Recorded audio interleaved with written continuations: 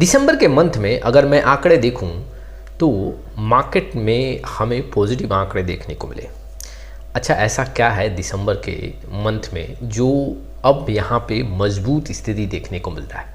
अक्टूबर के मंथ में हमें देखने को मिला कि मार्केट में दबाव है। नवंबर के मंथ में भी मार्केट में अप्स एंड डाउन्स देखने को मिला, लेकिन दिसंबर के कुछ ही दिनों में आंकड़े यहाँ पे पॉजिटिव देखने को मिले।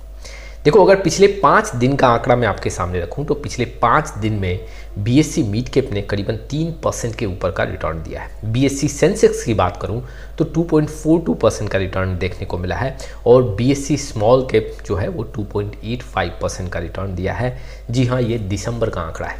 यहाँ पे खरीदारी भी बढ़ता हुआ देखने को मिल रहा है जो मार्केट पे काफ़ी पॉजिटिव असर डाल रहा है। मैं आगे आपके सामने डेटा रखूँगा कि आखिर कहाँ से खरीदारी बढ़ रहा है।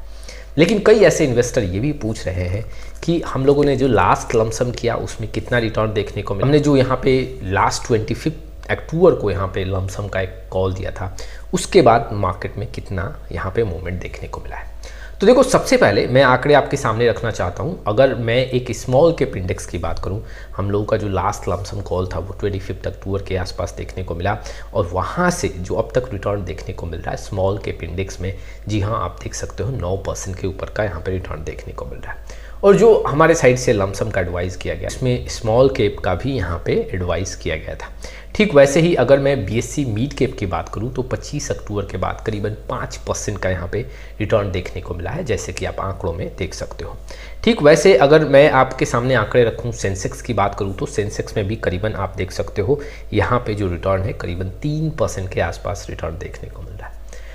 अब मार्केट में जो हम लोगों ने लास्ट लमसम किया उसमें वहाँ से हमें पॉजिटिव आंकड़ा देखने को मिल रहा है और जो भी इन्वेस्टर उस समय इन्वेस्टमेंट किए होंगे तो उनके पोर्टफोलियो में स्पेशली उस लमसम में अब यहाँ पे अच्छा ठहराव देखने को मिल रहा होगा, रिटर्न अच्छा खासा देखने को मिल रहा होगा। इन्वेस्टर को मैं ये भी बता दूँ कि आने वाले समय में अब मार्केट थोड़ा सा यहाँ से कुछ पॉजिटिव डेटा दे सकता है। सबसे फर्स्ट रीजन, मैंने कई बार इन्वेस्टर के सामने आंकड़े रखे हैं कि निफ्टी अगर यहाँ पे 24,600 के ऊपर ट्रेड करता है, वहाँ से इन्वेस्टर के साइड से खरीदारी बढ़ सकता है और पॉजिटिव आंकड़े देखने को मिल सकते हैं। दूसरा रीज़न जो मैं आपके सामने रखूँगा, देखो दिसंबर के मंथ में फेस्टिव मंथ है, जी हाँ, यहाँ पे खरीदारी कुछ बढ़ सकता है और मार्केट में कुछ पॉजिटिव आंकड़े जुड़ सकते हैं। मैं एक और पॉइंट आपके सामने रखूं तो देखो, लगातार जो अक्टूबर के मंथ में करीबन 1,08,000 करोड़ का बिकवाली एफआईआई के साइड से देखने को मिला।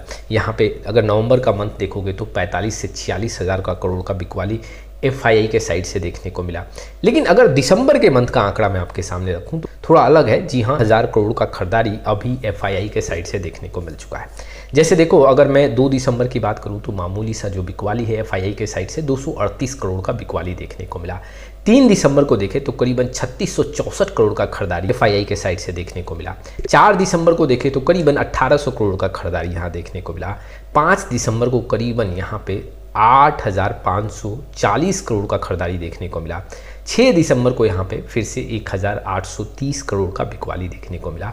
तो यहाँ पे दिसंबर का जो मंथ है एफआईआई के साइड से खरीदारी देखने को मिल रहा है और यही आंकड़े मार्केट में जुड़ रहे हैं। जी हाँ, खरीदारी एफआईआई के साइड से बढ़ेगा तो मार्केट पॉजिटिव होते जाएंगे। डीआई भी धीरे धीरे यहाँ पे खरीदारी कर रही है जिससे आंकड़े और मजबूत देखने को मिलते हैं। आने वाले समय में देखो क्या स्थिति बन सकता है। एक तो बात तय है कि मार्केट यहाँ थोड़ा बहुत आपको पॉजिटिव आंकड़ा देगा। अब मार्केट कई बार ऐसा भी होगा, वोलेटाइल होगा। अब ऐसा नहीं है कि यहाँ से अब गिरावट हो जाए 5 से 10%। हाँ, कुछ ऐसा न्यूज़ आए तब जाके यहाँ से गिरावट देखने को मिल सकता है। लेकिन निफ्टी 50 यहाँ पे 24,600 का एक स्ट्रॉन्ग सपोर्ट बना रहा है और यहाँ से 24,900 का एक लेवल देखने को मिल सकता है। हाँ, आंकड़े ऐसा नहीं है, कुछ नेगेटिव न्यूज़ आया तो बदल भी सकते हैं, लेकिन मैं काफ़ी पॉजिटिव हूँ। यहाँ से खरीदारी अब देखने को मिल सकता है। अब म्यूचुअल फंड इन्वेस्टर की बात करते हैं। सबसे पहले एक ऐसा इन्फॉर्मेशन जो इन्वेस्टर के लिए काफ़ी इंपॉर्टेंट है। देखो, कुछ ऐसे फंड्स हैं जिसमें एसआईपी, फ्रेश एसआईपी और यहाँ पे टॉप अप अब क्लोज है। जी हाँ, टेम्परेरी क्लोज कर दिया गया है और कई बार ऐसे फंड्स में देखने को मिलता है कि लमसम का विंडो क्लोज हो गया, SIP का विंडो क्लोज हो गया, यहाँ पे टॉपअप का विंडो क्लोज हो गया। जी हाँ, मैं कैसे फ़ंड की बात कर रहा हूँ, इंटरनेशनल फंड्स की बात कर रहा हूँ। आपके सामने आंकड़ा है मोतीलाल ओसवाल के म्यूचुअल फंड, जो यहाँ पे 2 म्यूचुअल फंड है, Motilal Oswal S&P 500 index fund और नैस्डैक्स जो 100 फंड ऑफ फंड है। इन दोनों फंड में जी हाँ अभी जो है फ्रेश SIP और यहाँ पे जो SIP टॉपअप है वो टेम्परेरी क्लोज कर दिया गया है और ये 10 दिसंबर से लागू होगा। इन्वेस्टर को मैं पहले ही बता दूं कि अगर आपका SIP ऑलरेडी चल रहा है तो वो डिसकंटिन्यू नहीं हो रहा है, वो आपका कंटिन्यू रहेगा। लेकिन अगर आप फ्रेश SIP करोगे 10 दिसंबर के बाद तो वो अलाउड नहीं होगा। आप टॉपअप भी करोगे अपने SIP में तो वो भी अलाउड नहीं होगा।